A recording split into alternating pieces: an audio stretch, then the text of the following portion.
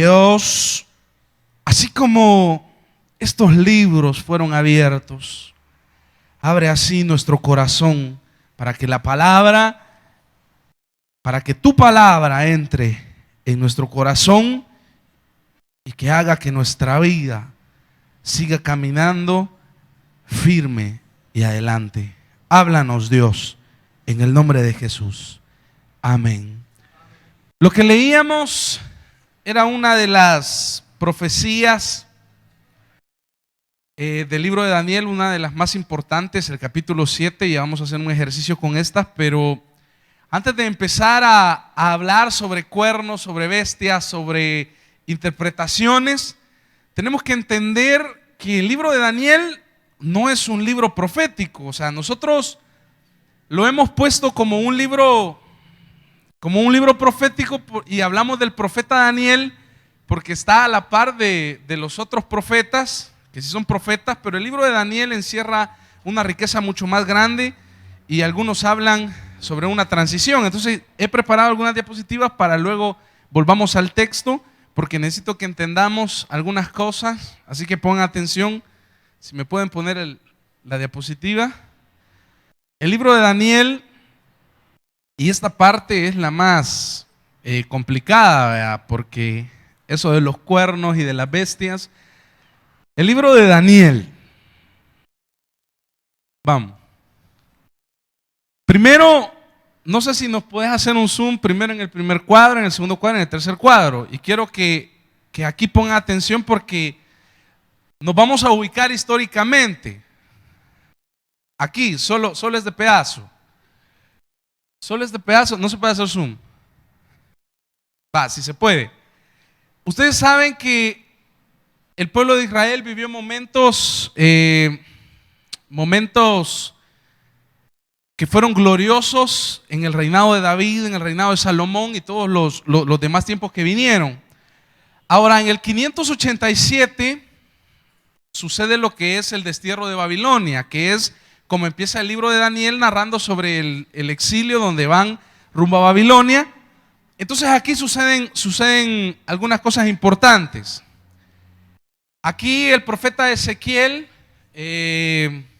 profetiza.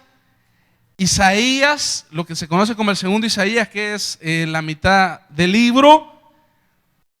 Aquí surge la historia sagrada sacerdotal de la que el pastor hablaba hace un par de clases. Pero esto termina en el 538. Esto es cuando se fueron a Babilonia, que fue destruido el templo, perdieron todo, se fueron al exilio. Eso es lo que se conoce como el exilio. Y en el 538 termina porque Ciro libera a los judíos. Y eso es lo que narra Esdras, que es lo que regresan a Jerusalén y empiezan a reconstruir otra vez el templo, ¿verdad? Entonces, luego empieza en el 538. Ciro era el rey de Persia. Entonces, aquí Jerusalén, o bueno, Judá no es una nación libre, sino que está bajo el dominio persa.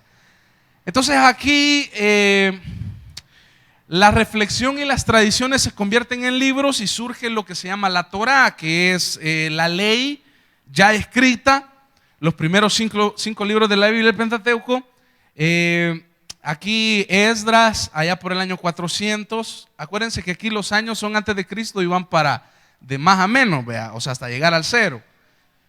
Entonces, veamos aquí, se recogen los rollos de los profetas y se empieza a formar lo que se conoce como la Biblia judía, que nosotros la conocemos como el Tanakh, ¿vea? Entonces, y aquí surge la reflexión de los sabios que producen obras maestras como sabidurías y algunos libros de sabiduría. Ahora, vamos aquí en el 333, los griegos con Alejandro Magno ya conquistan a los persas y Judá o Jerusalén ya no está bajo el dominio persa, sino que está ahora bajo el dominio griego hasta el año 63. Y ahí en el 63 empiezan los romanos hasta el siglo IV después de Cristo. Entonces Aquí, en este punto, nos vamos a poner nosotros del 333 al 63, que es el dominio griego, cuando Alejandro Magno conquista, pero Alejandro Magno solo dura, al parecer, 11 años, porque muere muy joven, ustedes han visto la película, y no logra disfrutar de toda la conquista que él obtuvo. Entonces sus generales empiezan ahí a hacer un gran rollo, que se separan, salen los Seleucidas, los Ptolomeos. Entonces hay un conflicto entre quién va a gobernar el pueblo de Israel, vea. Entonces, en este momento de crisis, esos son los tres tiempos. En todo este tiempo de que ellos regresaron, Israel está esperando que vuelva a surgir el reinado davídico. Ustedes saben que la profecía era que nunca iba a hacer falta o nunca iba a haber otro rey que no fuera de la dinastía davídica. Entonces, el reino del sur, o sea, póngame la siguiente. Entonces, nos vamos a ubicar en este punto, pero tenemos como referencia todo esto que viene atrás, desde el 587 hasta el 333, como un momento donde el pueblo no encontraba aquel esplendor que tenía con David, con Salomón, que tuvo con los grandes reyes. Entonces, en el 333 al 63, los griegos dominan y ahí es donde nos vamos a ubicar. Démosle el siguiente. Ahora, en este tiempo desaparece la profecía. ¿Por qué? La primera causa, la incongruencia entre la promesa y la realidad. Muchas de las promesas que se habían dado por los profetas no se habían cumplido y había pasado tanto tiempo, y una de ellas era la promesa de la dinastía davídica. No regresaba a reinar un descendiente de David, no había otra vez ese esplendor. Entonces la profecía empezaba como a decir, o sea, que era paja lo que nos habían dicho. Otra causa, los falsos profetas traen desprestigio. Ustedes han leído Jeremías 28, donde Jeremías pelea contra otro profeta, no recuerdo cómo era el nombre, pero le dice, están en el destierro y el falso profeta dice, así va a romper el yugo de Babilonia. Y entonces Jeremías le dice el Señor, de que ahora ya no van a ser yugos de madera, sino que van a ser yugos de hierro, y el pueblo no va a ser libertado. Entonces los falsos profetas era bien difícil. Quizás solo alguien que estuviera en el espíritu podría entender, como Jeremías, decir, este es un falso profeta. Entonces era bien difícil, y eso traía desprestigio, que los profetas eran unos mentirosos. La tercera causa era la autoridad central, aquí le faltó una L, de la Torá escrita y canonizada. Desplazó a los profetas, a los escribas y los doctores de la ley, ¿verdad? O sea, la ley escrita era la que mandaba, era la autoridad de Dios, y no era, ya no eran los profetas. Ustedes saben que los profetas eran los que estaban más cerca de Dios y eran los que proferían palabra al pueblo. Y entonces la ley, cuando se escribe, ya va desplazando a los profetas. Esas son unas de las causas por las cuales la profecía va desapareciendo. Ahora, la profecía traía esperanza, eso era lo que hacía. La profecía, por ejemplo, los profetas veían el destierro en Babilonia y decían, esto nos ha pasado por tal y tal cosa, pero si nos volvemos al Señor, el Señor nos va a librar. Y eso significaba esperanza para el pueblo. Ahora, la profecía iba desapareciendo y era desprestigiada. No había otra cosa que le diera al pueblo esperanza. Entonces aquí es donde surge la literatura apocalíptica. Vamos, hay una transición aquí. Los profetas interpretaban los acontecimientos y leían en ellos una palabra de Dios, invitaban a convertirse e invitaban a cambiar, era lo que les decía. Los profetas eran los que decían, estamos mal porque hicimos esto, esto y esto, entonces volvámonos a Dios y va a suceder esto. Entonces era la esperanza que tenía el pueblo. Ahora, la apocalíptica nace generalmente en un periodo de crisis. Sus autores dan un juicio pesimista sobre el mundo, totalmente bajo el dominio del príncipe de este mundo o demonio. para devolver la esperanza, anuncian que al final vendrá Dios y creará algo nuevo. Entonces, ya la profecía ya no daba esperanza al pueblo porque estaba desprestigiada, porque no se cumplía, porque parecía que la profecía era una mentira. Entonces aquí es donde nace el género literario que se llama apocalíptica. Y entre este género literario, dentro de este género literario, es donde entra el libro del profeta Daniel, que nosotros lo conocemos como profeta Daniel. Los judíos no lo tienen en sus libros de profetas, sino que lo tienen en una sección que se llama Otros Escritos. Entonces nosotros lo hemos puesto en la calidad de profeta por tradición. O sea, de repente fue uno de los últimos libros de entrar, tenía nombre de una persona, lo pusieron ahí y dijeron es el profeta Daniel. Pero en realidad no es un libro como Ezequiel, no es un libro como Jeremías, sino que es un libro totalmente diferente y es lo que vamos a ver ahora. No sé si alguien tiene alguna pregunta. No, pero me van entendiendo, ¿verdad? En ese periodo de crisis donde los profetas ya resultaban, ¿cómo se llama? No tenían esperanza para el pueblo, es donde surge la literatura apocalíptica. Y saben que hay un montón de libros apocalípticos. Por ejemplo, el libro de la Asunción de Moisés, que es el libro que se menciona en Judas cuando dice que peleaban con por el cuerpo de Moisés. Entonces ese libro se cita y ese libro no está en la Biblia, pero es un libro apocalíptico de este periodo. Entonces, sigamos. Ahora, en el lenguaje corriente, y es aquí donde caemos nosotros en el error, y pongan atención aquí porque esto es importante. Ustedes se fijaron que decía que el Apocalipsis planteaba un caos total, sin esperanza, y decía está dominado por el príncipe de este mundo, pero que al final decía habrá una intervención de Dios y traerá nuevas cosas.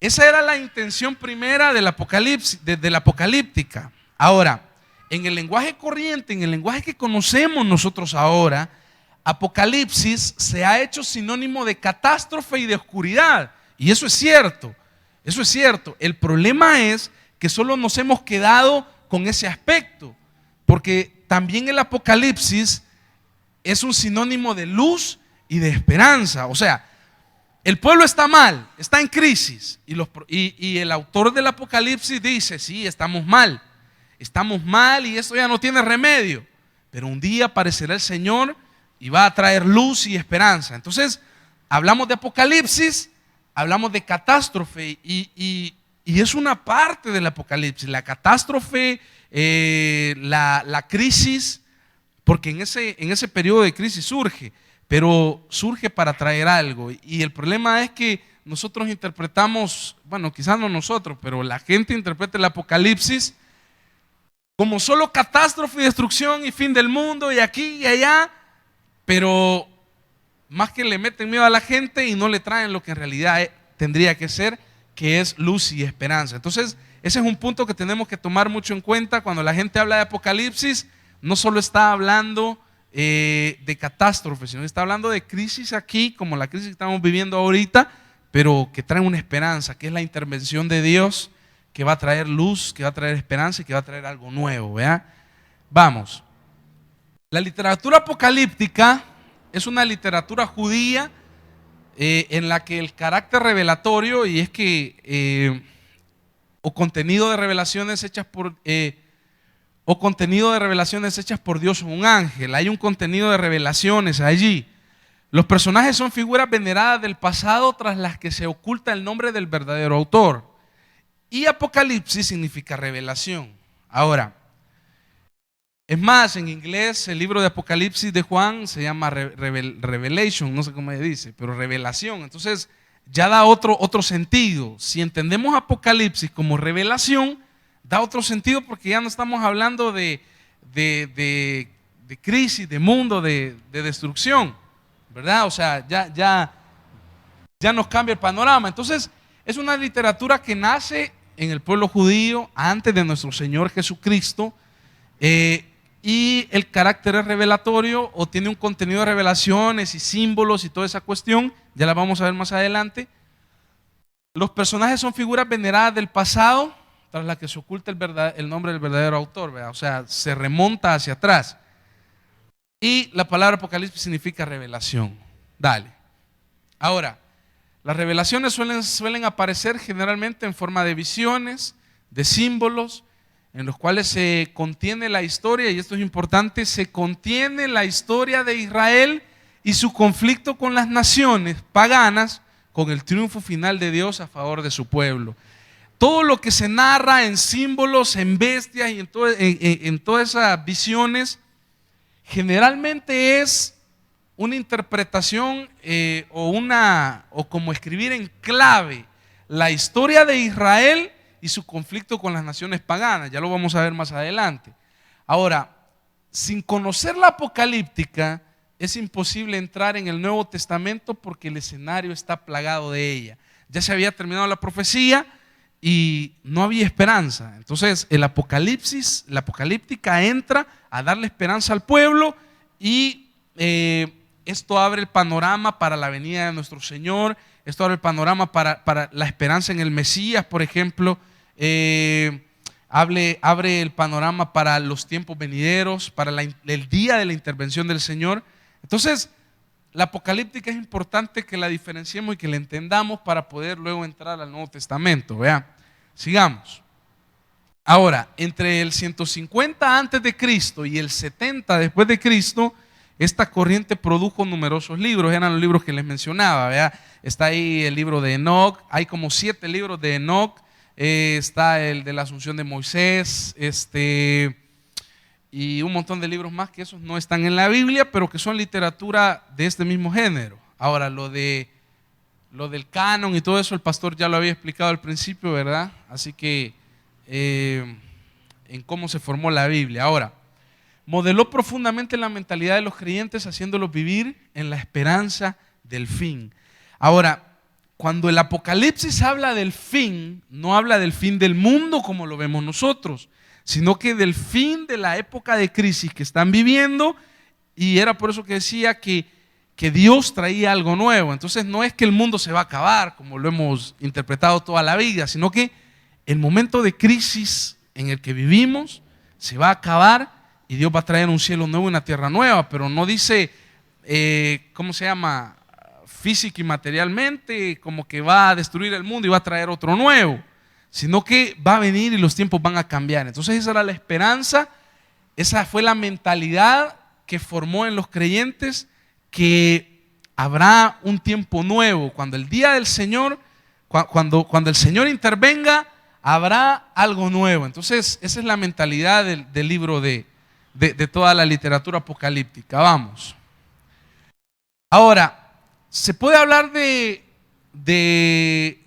en la literatura apocalíptica de teología en imágenes. Por ejemplo, si ustedes, la apocalíptica es como hablar en código. Y ese es uno de los problemas más grandes, que en aquel entonces los códigos se entendían tan fácil. Es como si nosotros nos inventáramos ahorita un código para que no detectaran lo que estamos hablando porque nos están persiguiendo, nos quieren matar.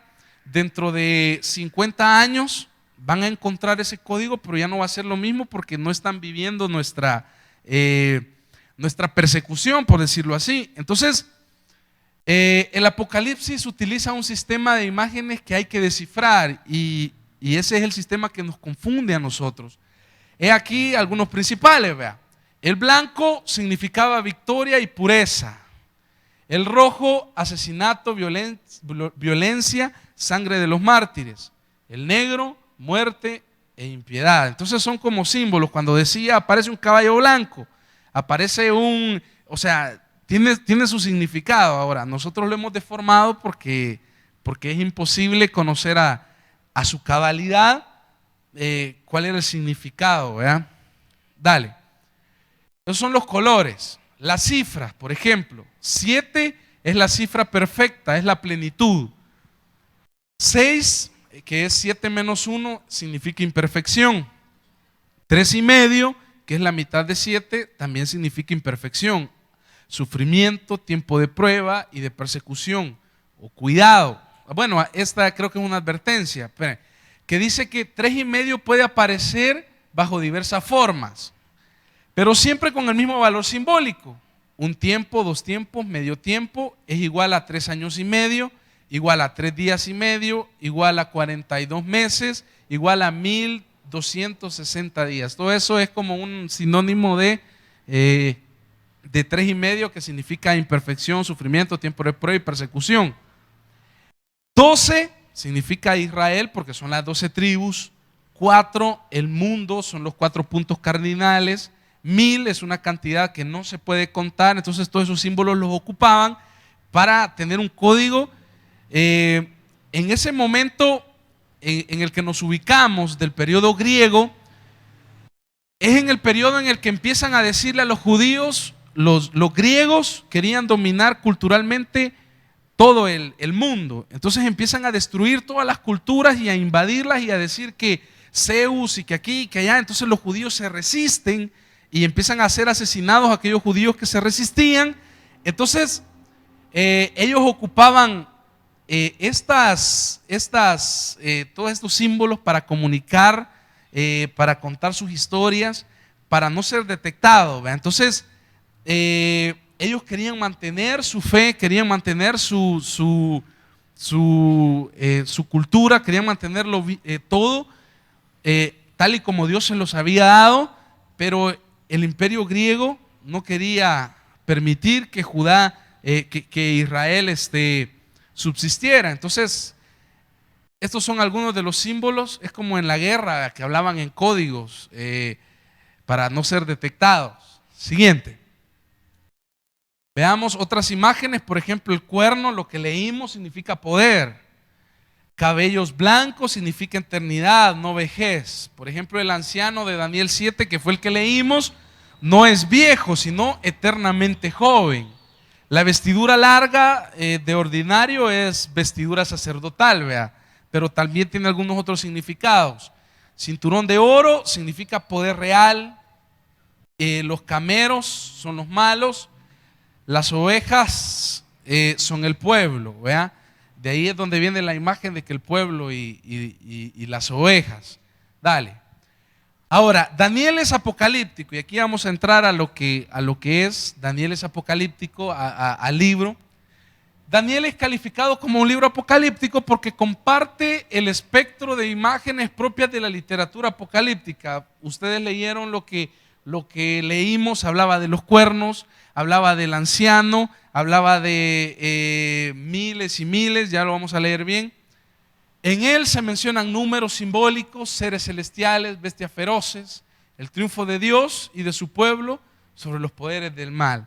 Esas son como algunas características del libro de Daniel. Vamos, por las cuales en la Biblia no hay más que 2 apocalipsis: Daniel y el Apocalipsis de Juan. ¿Verdad? Solo esos 2 libros hay, a pesar de que se escribieron un montón. Pero muchos textos de los últimos profetas pertenecen ya a esta corriente, y por eso es que les digo que hay como una transición cuando la profecía se va acabando. Por ejemplo, Isaías del 24 al 27 es apocalíptico, del 34 al 35 también. Zacarías del 1 al 8, ustedes han visto ahí todas las visiones. Entonces son algunos textos también que tenemos insertados ahí porque se dio una transición, vea. Dale. El libro de Daniel. Este libro está muy ligado a la epopeya macabea. Ustedes han visto la Biblia que mal llamamos la Biblia de los católicos, que tiene 2 libros que se llama Macabeos, primera de Macabeos y segunda de Macabeos. Ese libro no es malo que lo leamos. La gente dice, los evangélicos más que todo, dicen esos libros son del diablo. No es que sean del diablo. Nosotros no los reconocemos como inspirados, pero es maravilloso que los leamos porque ahí se narra el pleito de la familia macabea, que eran unos judíos que se sublevaron y empezaron a pelear contra contra el gobierno de turno. No sé si eran los seleucidas, no recuerdo bien, pero ahí se va narrando la pelea y el porqué de la pelea. El porqué de la pelea es que ellos dicen: no podemos dejar que Grecia invada nuestra cultura, nuestra fe. Entonces estos se levantan en armas y aún a pesar de que están en desventaja, pelean, pelean y pelean. Por eso se llama la insurrección macabea. Es más, los macabeos derrotan y tienen libertad, pero bueno, no tienen libertad, sino que derrotan porque no los pueden vencer. Grecia les dice, bueno, está bien, ustedes pueden ser libres en cuanto a su culto y a su fe, pero van a seguir dándonos a nosotros su dinero. Entonces ellos dijeron, no podemos hacer esto, sino que queremos ser libres, y siguieron peleando, peleando, peleando. Lograron ser libres, pero cuando se muere, traicionan a uno de los macabeos. Bueno, ahí se narra todo el rollo, ¿vea? Y ahí suceden un montón de cosas. Entonces el libro de Daniel está muy ligado a ese tiempo de pelea, de lucha. Entonces este libro utiliza dos géneros literarios que son bien distintos, que son las historias piadosas o el humor negro y el apocalipsis. Vamos a ver primero las historias piadosas. Y aquí es donde vamos a... En tiempos de guerra, y porque era un tiempo de guerra, la moral de las tropas es importante y para sostenerla son eficaces las buenas historias. Poniendo en escena a unos personajes inventados, permiten reírse a costa del enemigo sin que éste se dé cuenta. La narración de Daniel 4, vamos a leerla. Dice...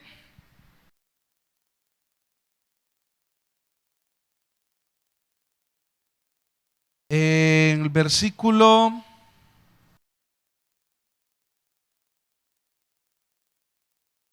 24. La interpretación del sueño, ustedes ya leyeron el sueño, ya no lo vamos a leer porque por cuestión de tiempo. La interpretación del sueño y el decreto que el Altísimo ha emitido contra su majestad es como sigue: usted será apartado de la gente y habitará como los animales salvajes, comerá pasto como el ganado y empapará con el rocío del cielo. 7 años pasarán hasta que su majestad reconozca que el Altísimo es soberano de todos los reinos del mundo y que se lo entrega a quien él quiere. La orden de dejar el tocón y las raíces del árbol quiere decir que su majestad recibirá nuevamente el reino cuando haya reconocido el verdadero reino, que el verdadero reino es el del cielo. La interpretación del sueño que le da Daniel a Nabucodonosor en realidad está haciendo referencia a Antíoco, que es contra quien están peleando, pero como no pueden escribir el nombre de Antíoco porque va a ser será una cuestión como de muerte para el que escriba eso, las tropas se burlan de Antíoco, que es el rey que está de turno, haciendo alusión a Nabucodonosor. Y por eso es la confusión de este libro, porque este libro se remonta mucho tiempo atrás al periodo de Nabucodonosor, porque no puede hablar propiamente de la época en la que está viviendo.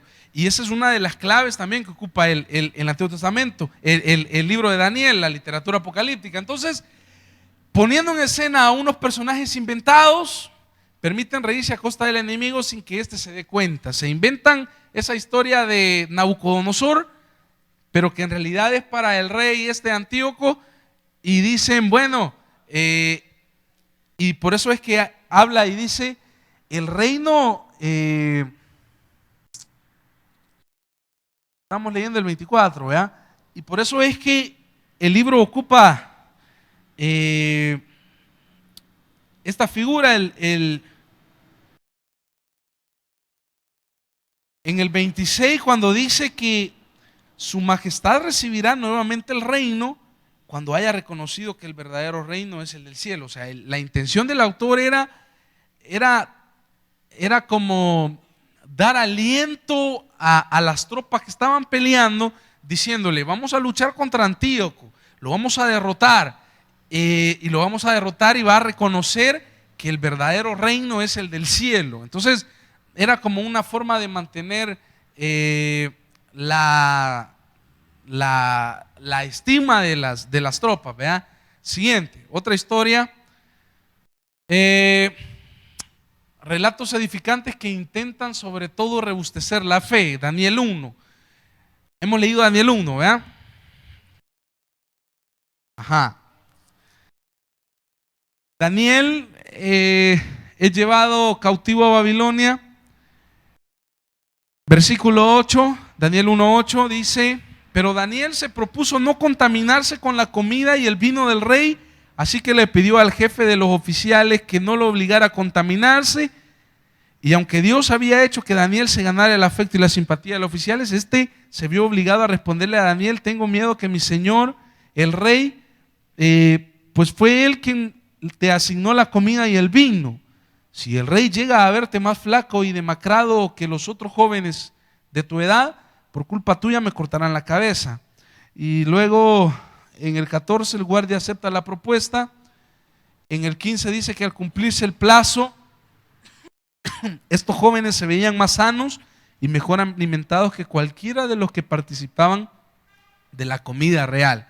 Ahora, ¿cuál era la intención de este relato? Bueno, las reglas alimenticias judías son muy estrictas, ¿verdad? Ustedes saben que no pueden comer cerdo y todo ese montón de volados, que los animales puros, los animales impuros.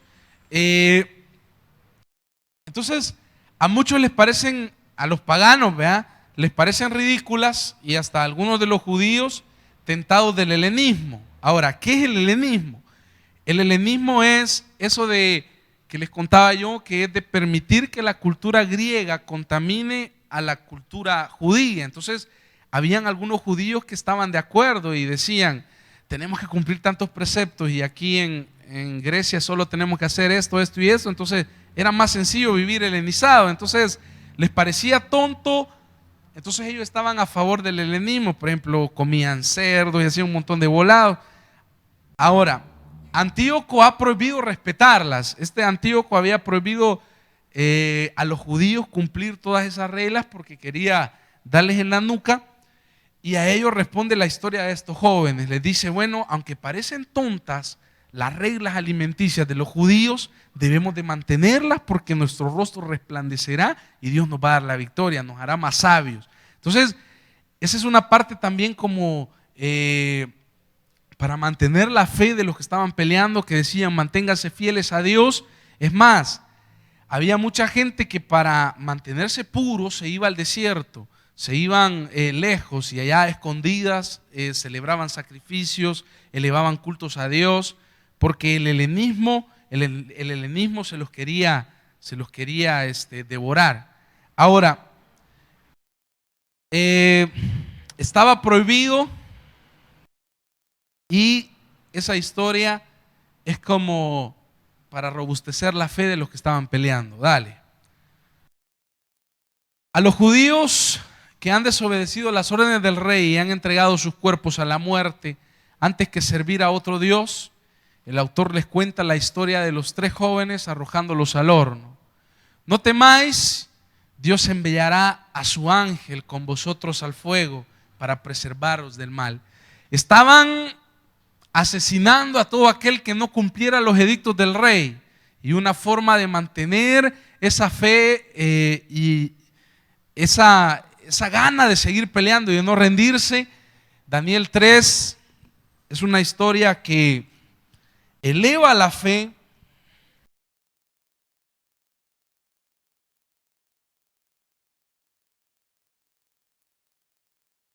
Dice versículo 16, 3:16: Sadrac, Mesac y Abednego le respondieron a Nabucodonosor: no hace falta que nos defendamos ante su majestad. Si se nos arroja al horno en llamas, el Dios al que servimos puede librarnos del horno y de las manos de su majestad. Pero aun si nuestro Dios no lo hace así, sepa usted que no honraremos a sus dioses ni adoraremos a sus estatuas. Entonces, el autor del libro de Daniel le decía a aquellos: no se hinquen ante ningún otro rey. Ustedes son judíos, ustedes aman a Dios, ustedes manténganse firmes, porque va a venir el momento en el que el Señor va a intervenir. Y el relato termina 21: fue así como los arrojaron al horno con sus mantos, sandalias, turbantes y todo, es decir, tal y como estaban vestidos. Tan inmediata fue la orden del rey y tan caliente estaba el horno que las llamas alcanzaron y mataron a los soldados que arrojaron a Sadrach, Mesach y Abednego, los cuales atados de pie y manos cayeron dentro del horno en llamas. En ese momento Nabucodonosor se puso de pie y sorprendido les preguntó a sus consejeros: ¿acaso no eran 3 los hombres que atamos y arrojamos al fuego? Así es, su majestad, le respondieron. Pues miren, exclamó, allí en el fuego veo a 4 hombres sin ataduras, sin daños algunos, y el cuarto tiene la apariencia de un dios.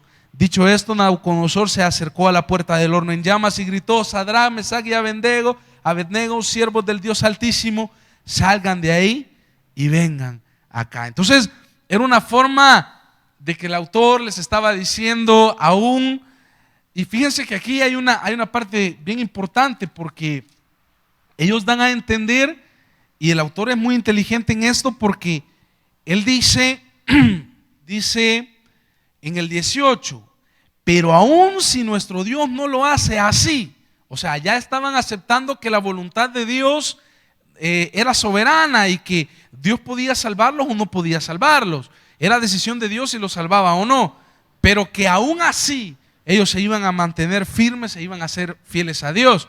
Entonces, era una forma como de decirle al pueblo: vaya, vamos a ir a pelear y vamos en el nombre del Señor. Si ganamos o si perdemos, somos fieles a Dios y punto. O sea, aquí no hay tal de que si el Señor nos da la victoria es porque el Señor ha sido fiel, o nosotros le vamos a ser fiel solo si nos da la victoria. No, había ahí una soberanía en todo lo que el mover de Dios, de decir si Dios nos quiere salvar o no nos quiere salvar. Al final es decisión de Él y nosotros seguiremos firmes. Entonces, el libro de Daniel, aunque concluye, ¿verdad?, que Dios salva del horno de fuego a estos 3 muchachos, pero deja entrever lo que más adelante se va a interpretar. Ya lo vamos a ver, sigamos.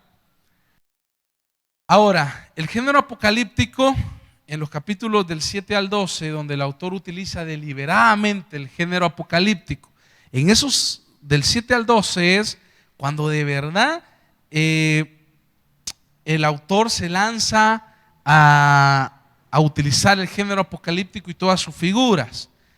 Entonces, los anteriores eran todas las historias con esa intención, que tenían algunos rasgos de apocalíptica, ¿verdad? Dale. Disimula escribir en otra época de persecución, que es por eso que se va hasta atrás.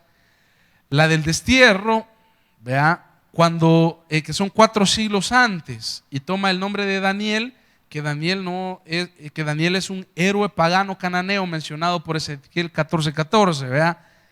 Y así pues puede anunciar el porvenir entre el destierro y los macabeos con cierta facilidad, y es aquí donde quiero que me entiendan. El libro de Daniel se escribió en el tiempo que estaban viviendo, pero es una figura literaria, el Apocalipsis, que se va hasta atrás para hacerlo con más libertad, y por eso toma la época del destierro. Y así aquí ponen anunciar entre comillas, porque muchos han dicho que se escribió en el 587 y que él anunció lo que iba a pasar, pero en realidad no fue así, porque hay muchos detalles en el libro. Por ejemplo, el capítulo 12 habla de la resurrección de los muertos y de la recompensa después de la muerte, y esa no es un pensamiento que en el 587 fuera parte del pueblo de Israel. Entonces, este libro fue escrito, pero la intención del autor fue regresar. Nos ponían a nosotros un ejemplo: cuando vamos a hacer un salto largo, esos que hacen salto largo, se van hasta atrás a agarrar impulso para poder hacer el salto hacia adelante lo más largo posible. Entonces, eso mismo hace el autor: se va hasta atrás para que con libertad empiece a recorrer y logre dar un salto a lo que viene, ¿verdad? Entonces,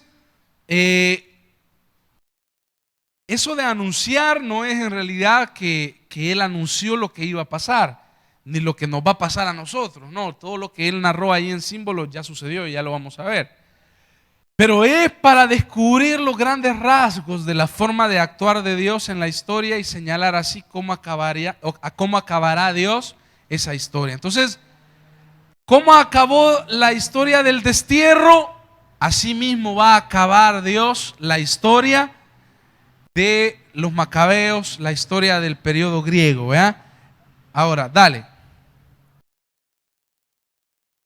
La resurrección de los muertos, y es aquí donde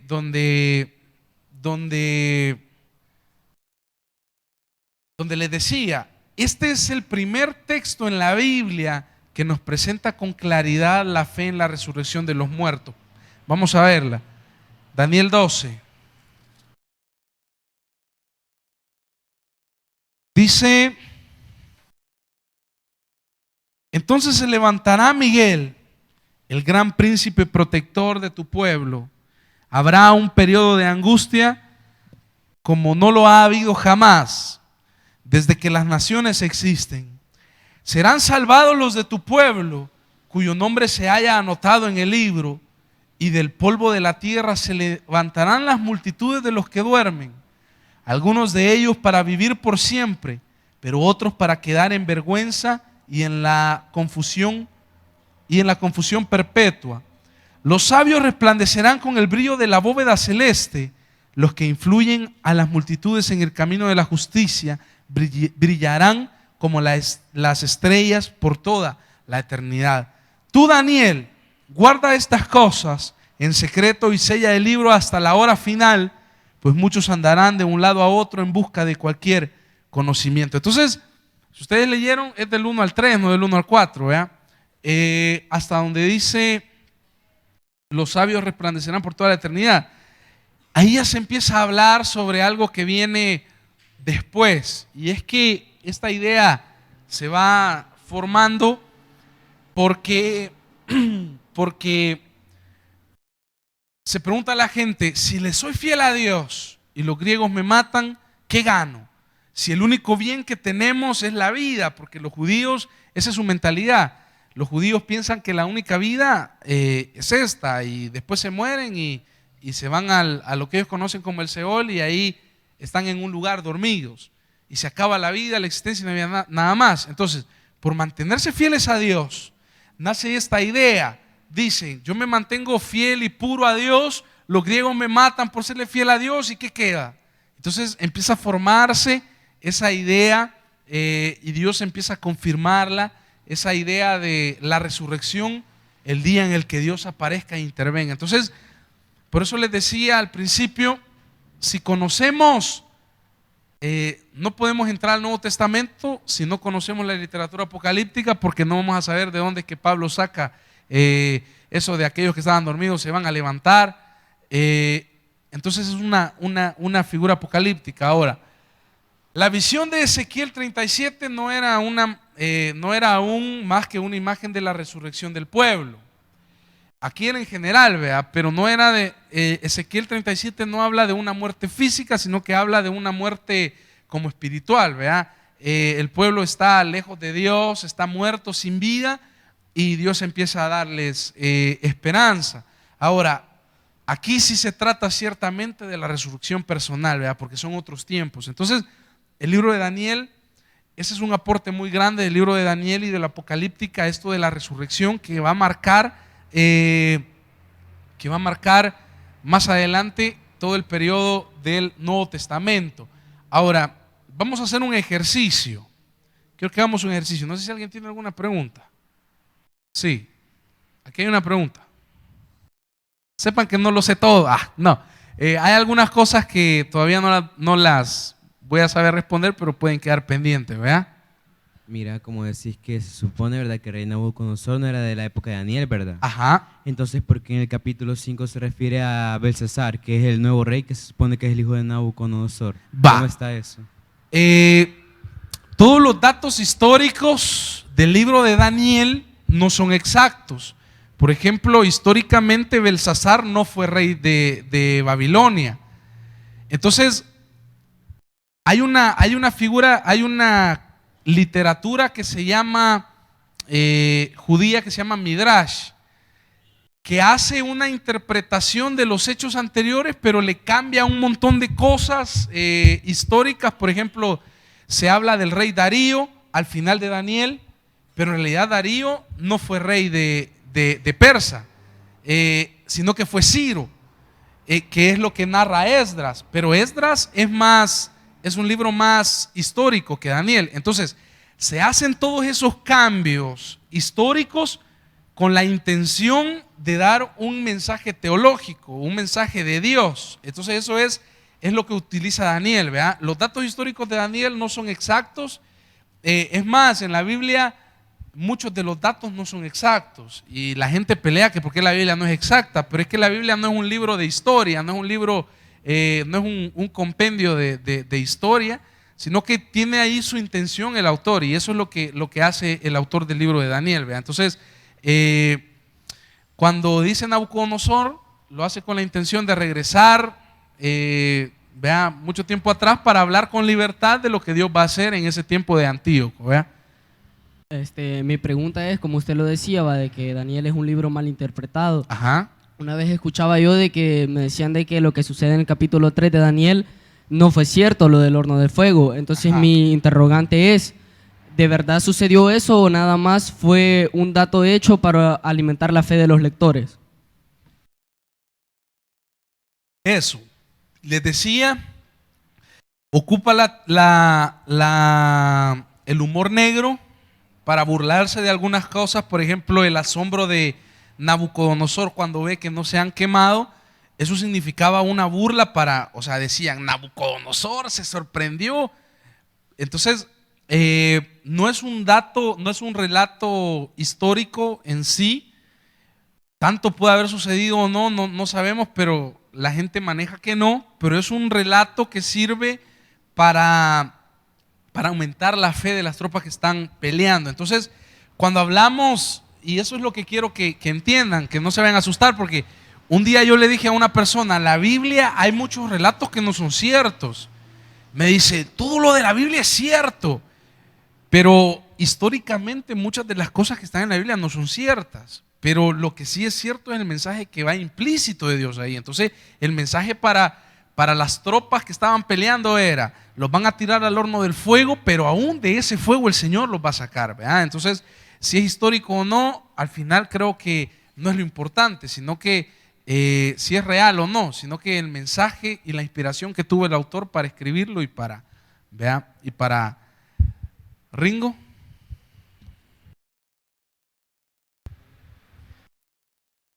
Que Dios le bendiga, pastor. Yo quería, quizás si vale la comparación de esta manera, yo lo quería hacer así. Quizás para entenderlo, cuando usted decía que el autor se remonta a una época pasada, pero para hablar algo concreto en la actualidad. Podría ser quizás, no sé, corrígame, así como lo hacía el Señor. Él usaba parábolas para hablar en un tiempo exacto, pero quizás de cosas que no eran reales, pero que sí daban a entender lo que en ese momento estaba pasando. Sí, es parte de un género literario, ¿vea? Las parábolas hacían eso. Él, por ejemplo, veía unos pájaros y les dijo, ¿cómo el Señor no les va a dar lo que ustedes necesitan si alimenta a las aves del cielo y ya no andan preocupadas? Entonces, el autor hizo eso, ¿vea? Regresó hasta la época de Nabucodonosor porque no podía hablar de Antíoco Epífanes, porque significaba la muerte, significaba que todas las tropas griegas iban a ir a matar a todos los judíos. Entonces regresa haciendo alusión a Epífanes, pero hablando de Nabucodonosor, para decir, así como Dios venció a Nabucodonosor y nos defendió de Nabucodonosor y regresamos a Jerusalén, así también Dios nos va a defender de Epífanes, lo va a destruir y nosotros vamos a salir victoriosos, ¿verdad? Ajá, muy bien. ¿Alguien más? ¿Alguien más? Nadie. Va, Daniel 7. Quiero que me sigan en esta lectura. Vamos a leer del 7 al 9, al 8. Luego, cuando termine el 8, vamos a leer del 19 al 24. Dice, en el primer año del reinado de Belsasar en Babilonia, Daniel tuvo un sueño y visiones mientras yacía en su lecho. Entonces puso por escrito lo más importante de su sueño y esto es lo que escribió. Durante la noche tuve una visión y en ella veía al gran mar, agitado por los 4 vientos del cielo. Del mar salían 4 bestias enormes, cada una diferente de la otra. La primera de ellas se parecía a un león, pero sus alas eran las de un águila. Mientras yo lo observaba, le arrancaron las alas, la levantaron del suelo y la obligaron a pararse sobre sus patas traseras, como si fuera un hombre. Y se le dio un corazón humano. La segunda bestia que vi se parecía a un oso, se levantaba sobre uno de sus costados y entre sus fauces tenía 3 costillas. A esta bestia se le dijo: levántate y come carne hasta que te hartes. Antes, ante mis propios ojos, vi aparecer otra bestia, la cual se parecía a un leopardo, aunque en el lomo tenía 4 alas, como las de un ave. Esta bestia tenía 4 cabezas y recibió autoridad para gobernar. Después de esto, en mis visiones nocturnas, vi ante mí una 4ª bestia, la cual era extremadamente horrible y poseía una fuerza descomunal. Con sus grandes colmillos de hierro aplastaba y devoraba a sus víctimas para luego pisotear los restos. Tenía 10 cuernos y no se parecía en nada a las otras bestias. Mientras me fijaba en los cuernos, vi surgir entre ellos otro cuerno más pequeño. Por causa de este fueron arrancados 3 de los primeros. El cuerno pequeño parecía tener ojos humanos y una boca que profería insolencias. Versículo 19. Quise entonces saber el verdadero significado de la 4ª bestia, la cual desmenuzaba a sus víctimas y las devoraba, pisoteando luego sus restos. Era muy distinta a las otras 3, pues tenía colmillos de hierro y garras de bronce. Tenía un aspecto espantoso. Quise saber también acerca de los 10 cuernos que tenía en la cabeza y del otro cuerno que le había salido y ante el cual habían caído 3 de ellos. Este cuerno se veía más impresionante que los otros, pues tenía ojos y hablaba con insolencia.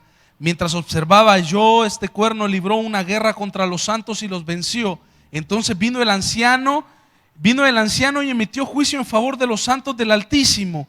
En ese momento los santos recibieron el reino. Versículo 9. Mientras yo observaba esto, se colocaron unos tronos y tomó asiento un venerable anciano. Su ropa era blanca como la nieve y su cabello blanco como la lana. Su trono con sus ruedas centellaban como el fuego.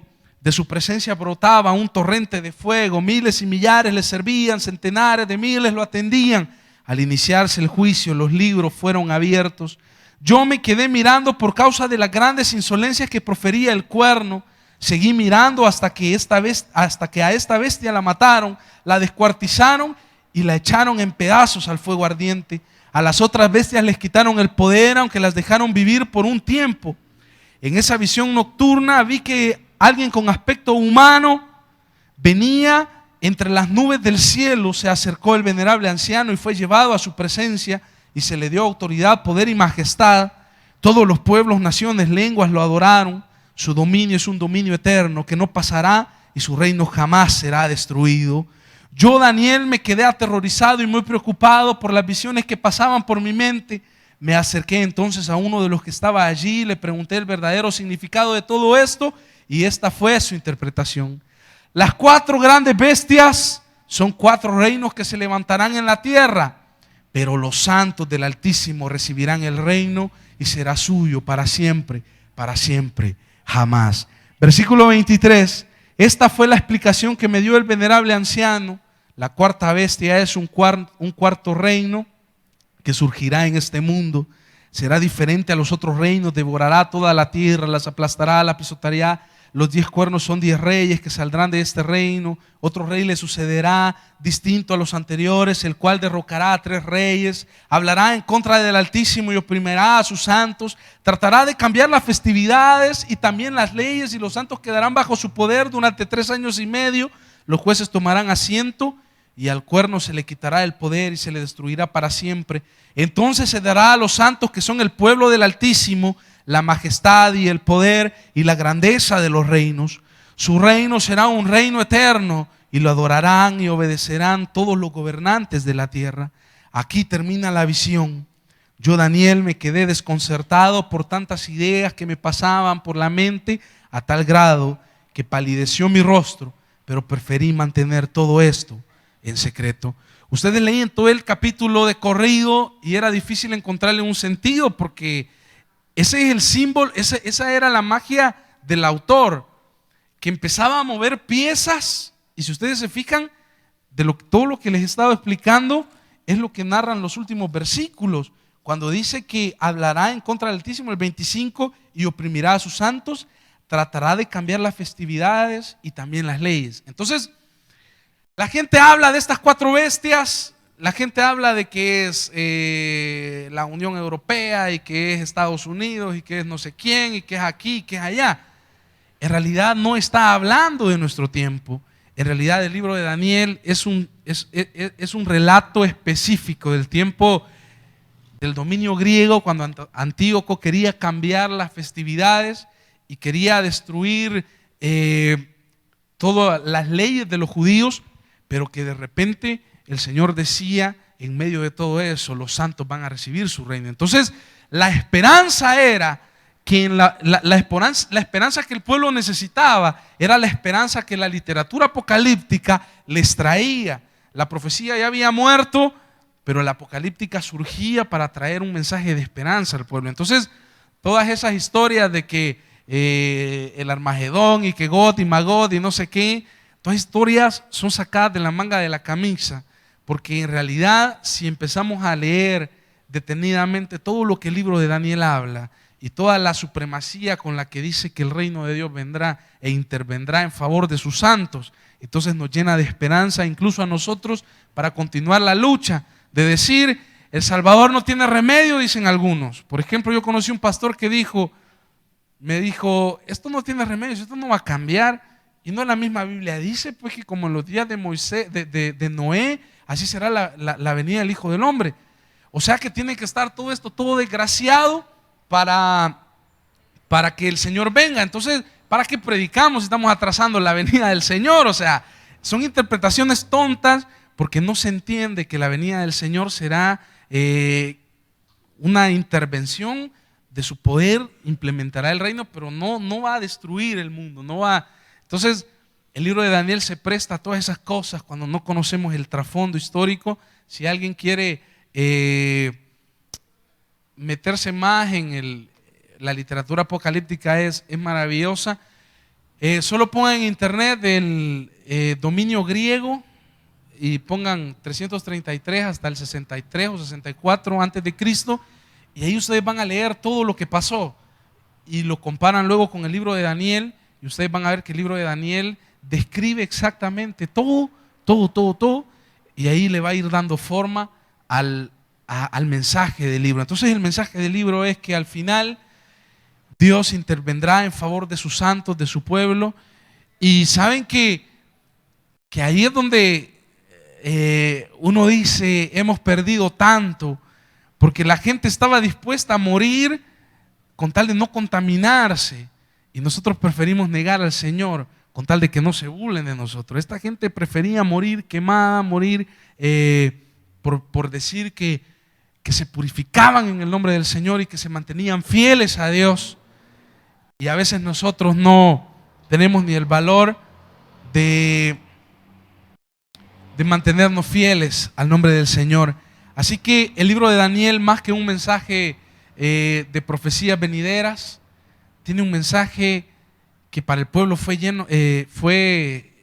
esperanza de fe, y que para nosotros también ahora es un mensaje lleno de esperanza y de fe. Así que, hermanos, no sé si alguien tiene otra pregunta. ¿Nadie tiene otra pregunta? Vamos a orar. Le vamos a dar gracias a Dios. Le vamos a pedir a Dios que aumente nuestra fe, que aumente nuestro compromiso con Él, porque no todo está terminado.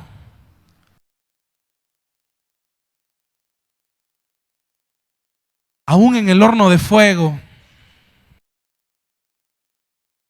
si Dios decide salvarnos o decide dejarnos morir, pero seamos fieles a Dios. Dios, el libro de Daniel inspira nuestra vida para continuar creciendo, para continuar esa lucha que cada uno de nosotros llevamos por anunciar tu palabra. ¿Qué importa si somos golpeados, si somos humillados, si somos vituperados? Este pueblo estaba convencido de que un día tú ibas a venir con tu mano poderosa e ibas a cambiar los tiempos. A eso nos aferramos ahora. Si morimos o si vivimos, somos del Señor. Y el libro de Daniel es un ejemplo para todos aquellos que decimos seguir el nombre de Jesús.